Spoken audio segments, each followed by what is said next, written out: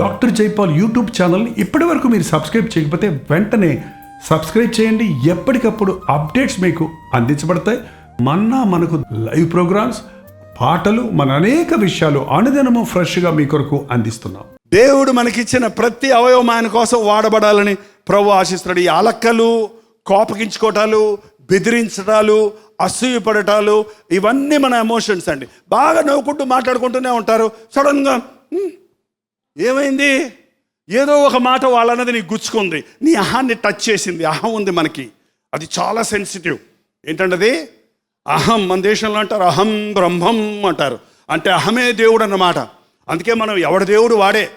మన దేవుడిని ఎవడన్నా ముట్టాడా, మన మనస్సుని ఎవడన్నా ముట్టాడా, మన అహంభావాన్ని ఎవరన్నా ముట్టారా, సొడని ముడిసిపోద్దంటే టచ్ మీ నాట్ అన్నట్టు. అలాంటి వాళ్ళతో చికాకండి బతకడం.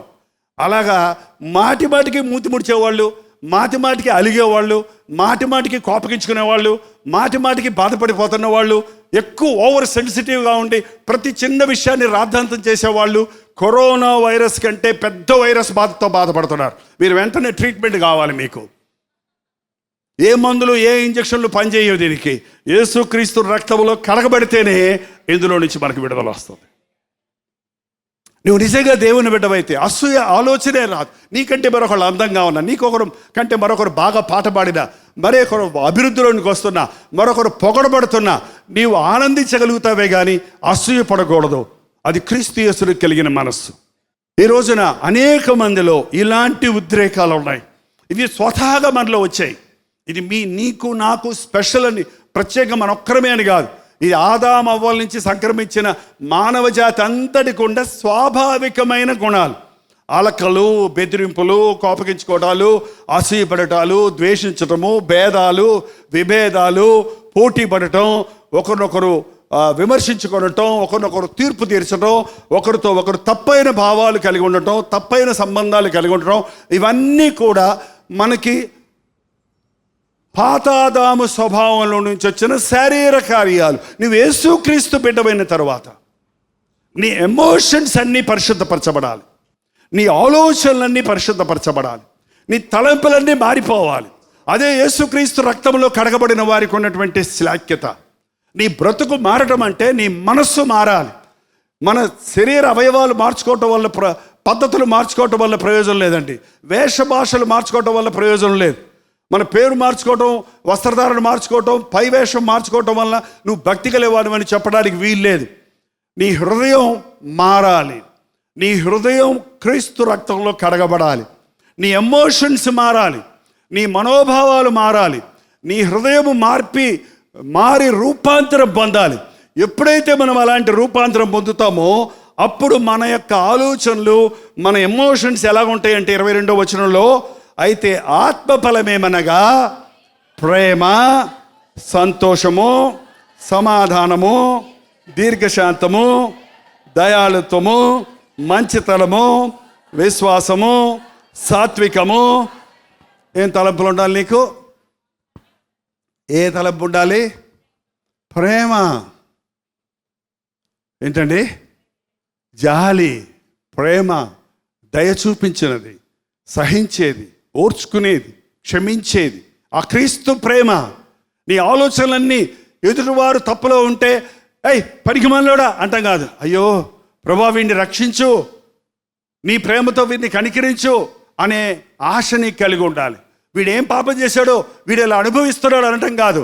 ప్రభా వీడి పాపాన్ని క్షమించి నీ రక్తంలో కడిగి వీడిని రక్షించు అనే ప్రేమ నీకు కలిగి ఉండాలి. అది క్రీస్తు ప్రేమ. క్రీస్తు ప్రేమ ఎదుటివారు బాగుండాలని కోరటం అండి. ఎదుటివారు నీకంటే బాగుండాలని కోరుకున్నవాడు అయితే నువ్వు క్రీస్తు ప్రేమతో నింపబడిన వాడు. నీ ఆలోచనల్లో, నీ మాటల్లో ప్రేమ ఉందా? నీవు నిజమైన క్రీస్తు ప్రేమతో నింపబడి ఉన్నావా? నువ్వు ఏ పరిస్థితినైనా ప్రేమతో ఎదుర్కొని చూడండి. నేను చెన్నైలో సేవ చేసినప్పుడు చాలా కఠినమైన వ్యక్తిత్వం కలిగిన వాళ్ళు, మా జోషువా డానియల్ గారి ఫెలోషిప్లో నేను ట్రైనింగ్ అయ్యాను చాలా కాలం. నేను బైబిల్ కాలేజ్కి వెళ్ళినండి చెప్పిన మాట ఏంటంటే, ఈ మెడ్రాసులో ఉన్న తెలుగు వాళ్ళను మార్చితే నరకంలో ఉన్న వాళ్ళని ఒకళ్ళని మార్చినట్టయ్యా అన్నాడండి. అదేదో చెయ్యాలని పంతం కట్టాడు. నేను ఎక్కడున్నారో మెడ్రాసులో తెలుగు వాళ్ళని వీధుల్లోనికి, సందుల్లోనికి, గొంతుల్లోనికి వెళ్ళి తెలుగుకారికి ఎగిరికాంగా అని తమిళ్లో వచ్చిరాని తమిళ్లో అడిగితే 4వ తెలుగులో ఎరికరాంగా 4వ వీధిలో ఉన్నారని చెప్తే అక్కడికి వెళ్తే ఎవరు అంటారో తెలియదు. సడన్గా అక్కడికి వెళ్ళేటప్పటికి పచ్చి బూతులు వినపడతాయి, తెలుగు బూతులు. రక్షించబడిన తర్వాత తెలుగు బూతులు వినలేదు నేను, కానీ ఆ రోజు మాత్రం నిజంగా చెప్తున్నా చాలా సంతోషమైంది. ఎందుకంటే బూతులని కాదు, తెలుగు బూతులని. ఇక్కడున్నారు తెలుగు వాళ్ళు అని చెప్పి ఆ వీధుల్లో ప్రారంభించి పరిచర్య చేస్తున్నప్పుడు బాగున్నట్టే ఉంటారు, సడన్గా తిరగబడతారు, సడన్గా మొండికెత్తుతారు, సడన్గా మళ్ళీ పాపర్లోకి వెళ్ళిపోతారు. వాళ్ళ దగ్గర పడ్డ ప్రయాసకి డిసిప్లైన్ చేద్దామంటే కుదరదు, క్రమశిక్షణ చేద్దామంటే కుదరదు, గద్దిద్దామంటే అసలు మొత్తానికి పారిపోతారు, తప్పుదిద్దామంటే ఒప్పుకోరు. ఏం చేయాలి ప్రభు, వెళ్ళి ఎలా రక్షించాలంటే ప్రేమ చూపించవయ్యా అన్నాడు దేవుడు. అంతే, ప్రేమే జయిస్తుంది అని ఒక పుస్తకమే రాసేశాను నేను. ఎందుకంటే ఒక్కొక్క అనుభవంలో ప్రేమతో ఒక బిడ్డ తప్పు చేస్తే ఆ బిడ్డను ఇసిరి కొడుతుంటే నా బాబే తిండ్రా, నా నాన్న పోన్లేనన్నా తిన్నా ఏం చేస్తాడంటే అట్ట సంపాదించాను ఆత్మలు. ప్రేమతో చెప్పండి, చెప్పిన మాట ఏంట్రా అంటున్నాడు చూడండి. వాళ్ళకు ప్రేమతో చెప్పండి, ప్రేమ జయిస్తుంది.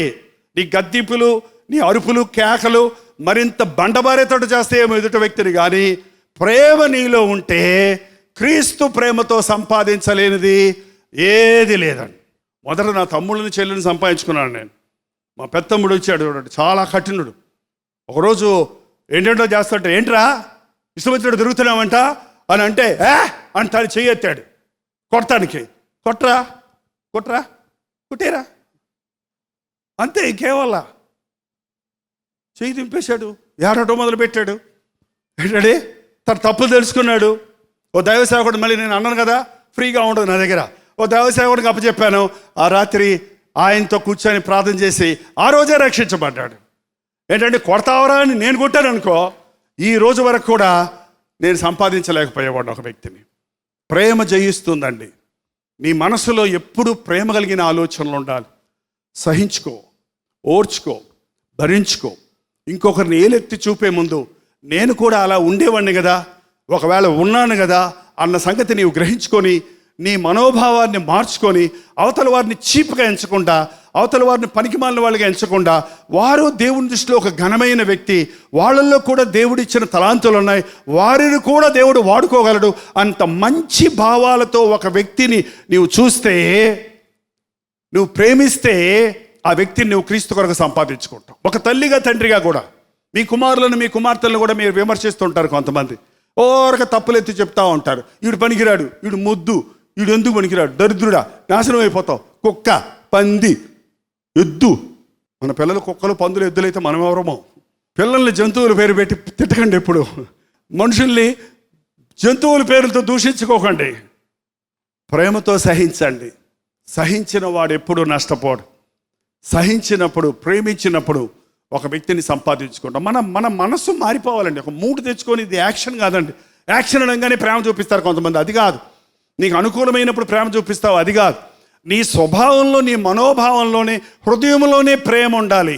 క్రీస్తుతో సహవాసం చేసే వాళ్ళ ఎమోషన్స్ అన్నీ కూడా, మనోభావాలన్నీ కూడా క్రీస్తు సారూప్యంలోనికి చెందినవిగా ఉంటవి. కనుక ప్రేమ, మీ శత్రువుల్ని ప్రేమించండి. ఆయనే మొదట మనలను ప్రేమించను కనుక మనం ఆయనను, ఇంకొకరు మనల్ని ప్రేమించాలి. మనకు లోబడాలంటే ముందు మనం వాళ్ళని ప్రేమించి చూపించాలి. క్రీస్తు ప్రేమతో నింపబడాలి. ఈ సమయంలో మనందరం కూడా కొద్దిసేపు మనం ప్రార్థన చేయబోతున్నాం. మీరందరూ లేచి నిలబడండి. లేచి నిలబడి ప్రార్థన చేద్దాం. ప్రభువుని ఒక్క మాట అడుగుదాం. నాయన, ఈ రోజున నా ఉద్రేకాలు మారలేదయ్యా, నా ఆలోచనలు మారలేదయ్యా, నా ఊహలు మారలేదయ్యా, అవి ఇంకా లోక సంబంధమైనవిగా ఉన్నాయి. కోపాలు, కక్షలు, అసూయలు, అలక్కలు, మత్తతలు, భేదాలు నా బ్రతుకులో ఉండడం వల్ల నేను నా శాంతిని, సమాధానాన్ని, నా సంతోషాన్ని, నా సమాధానాన్ని పోగొట్టుకుంటున్నాను. దేవా, నన్ను పరిశుద్ధపరచు. క్రీస్తు యేసును కలిగిన మనసు నాకు దయచేయి. ప్రేమ, సంతోషం, సమాధానం, విశ్వాసం, మంచితనం, దయాళత్వం, ఆశానిగ్రహం అనే ఈ శ్రేష్టమైన నాయన గుణాలు నాకు దయచేయ్యా. నా ఆలోచనలు మార్చు నాయన, నా ఎమోషన్స్ మార్చు నాయన. పెద్దానికి ఉద్రేకించబడుతున్నాను తండ్రి. ఉద్రేకాల్లో నేను చేస్తున్న పనులు, మాట్లాడుతున్న మాటలు ఎంత హాని చేస్తున్నావో, ఎంతగా నా జీవితాన్ని పాడు చేస్తున్నావో, ఎదుటి వారికి ఎంతగా నేను హాని చేస్తున్నానని గుర్తించలేకపోతున్నాను. యేసయ్య, నా హృదయంలోనికి రా నాయన. మోసకరమైన నా హృదయాన్ని మార్చి క్రీస్తేసును కలిగిన మనస్సును నాకు దయచేయి. గొంగలి పెరుగు జీవితాన్ని నుంచి నన్ను విడిపించి నాయన నూతనమైన సీతాకోకు బటర్ఫ్లై వంటి శ్రేష్టమైన జీవితాన్ని నాకు దయచేయ్యా. నీ బిడ్డలతో సహవాసం చేయడానికి సహాయం చేయి. నీ వాక్యమందు ఆనందించడానికి సహాయం చేయి. నీవిచ్చే జయ జీవితం నాకు దయచేయి నాయన. పాతాదాము స్వభావం నుంచి నన్ను విడిపించు నాయన. నా స్వభావం వల్ల నా బిడ్డలు పాడైపోతున్నారయ్యా. నా బ్రతుకుడు ఆయన, నేను తెచ్చుకున్న ఈ పాప రోగం నా చుట్టూన్న వారికి నేను అంటిస్తున్నాను నాయన. నన్ను మార్చు నాయన. నా బిడ్డలకు నన్ను ఒక దీవెనకరమైన తల్లిగా చేయి తండ్రి. నా బిడ్డలకు నేను ఒక మాదిరికరమైన తండ్రిగా చేయి నాయన. నా కుటుంబాన్ని కట్టుకునే ప్రేమ నాకు దయచేయ్యా. నా విరోధుల్ని రక్షణలోకి నడిపించే ప్రేమ దయచేయి నాయన. సహించే ప్రేమ దయచేయి. ఓర్చుకునే ప్రేమ దయచేయి. నా ఆలోచనలన్నీ కక్షలు, ద్వేషాలు కాక క్షమాపణతో, ప్రేమతో నిండినగా చేయి నాయన. అసూయలతో నాయన కాక తండ్రి, ఇతరులను చూచి జాలిపడే మనసు నాకు దయచేయి. దయ చూపించే గుణం నాకు దయచేయి. దీర్ఘశాంతంతో సహించే మనసు నాకు దయచేయి. అప్పుడే నిత్య నరకానికి పోయే ఒక వ్యక్తిని నేను రక్షించగలుగుతాను. అప్పుడే సాతాను ఒడిలో నిద్రిస్తున్న వారిని తట్టి లేపగలుగుతాను. అయ్యా, నన్ను ఆత్మలను పట్టే జాలరిగా చేయి నాయన. నన్ను ఆత్మలను పట్టే జాలరిగా చేయ్యా. లోకంలో మనుషుడు ఏం సంపాదించాలనుకుంటున్నారు నాయన. నేను నీ కృప సంపాదించుకుంటే చాలయ్యా. నీ దయ నాకుంటే చాలయ్యా. నువ్వు నాకుంటే చాలయ్యా. ప్రార్థన. పరిశుద్ధుడా, నీకు వందనములయ్యా. ఈ సమయంలో నీ సన్నిధిలోనికి వచ్చిన ప్రతి ఒక్కరి హృదయంలో ఉన్న ప్రశ్నలకు జవాబులు దయచేయి. ఎందుకు, ఎలా, ఏమిటి అనే విషయాలలో ఎప్పటికప్పుడు ఇందుకే నేను ఏర్పరచుకున్నాను, ఇందుకే శ్రమను అనుమతించాను, ఇందులో నేను నీకు సహాయం చేస్తాను, ఇందులో నీకు నా నడిపింపును, నా చిత్తాన్ని బయలుపరుస్తానన్నా నీ మెల్లని స్వరాన్ని వినగలిగిన కృపలను మాకు దయచేయము. రక్షించని వారికి రక్షణ దయచేయము. రక్షించబడిన వారు పరిశుద్ధపరచబడినట్లుగా మరొక్కసారి నీ సారూప్యంలోనికి మమ్మల్ని తీర్చిదిద్ది ఈ చీకటి లోకంలో వెలుగులాగా, ఈ సవిసారము లేని లోకంలో ఉప్పులాగా నీ సాక్షులుగా బ్రతుకుటకు మాకు సహాయం చేయము. ఏ ఆశతో, ఏ కోరికతో, ఏ స్థితిలో నీ బిడ్డలు ఎక్కడికి వచ్చినారో చూచున్నావు. వారి అవసరత తీర్చామని, వారి శరీరాలను స్వస్థపరిచామని, వారి హృదయవాంఛలు తీర్చున్నామని విశ్వాసంతో తిరిగి వెళుతుండగా నా దేవుడు నాకు గొప్ప కార్యాలు చేశాడనే మాట మా నోట ఉండటానికి సహాయం చేయమని యేసు క్రీస్తు నామములో అడుగుచున్నాము తండ్రి.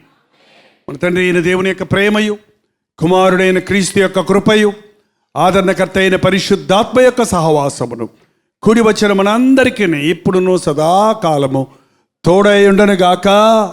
ఆమేన్, ఆమేన్, ఆమేన్.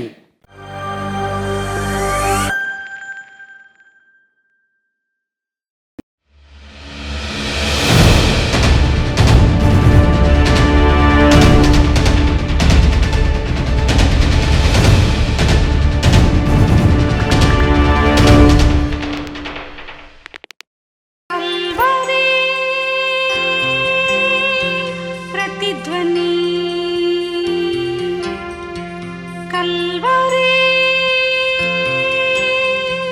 प्रतिध्वनि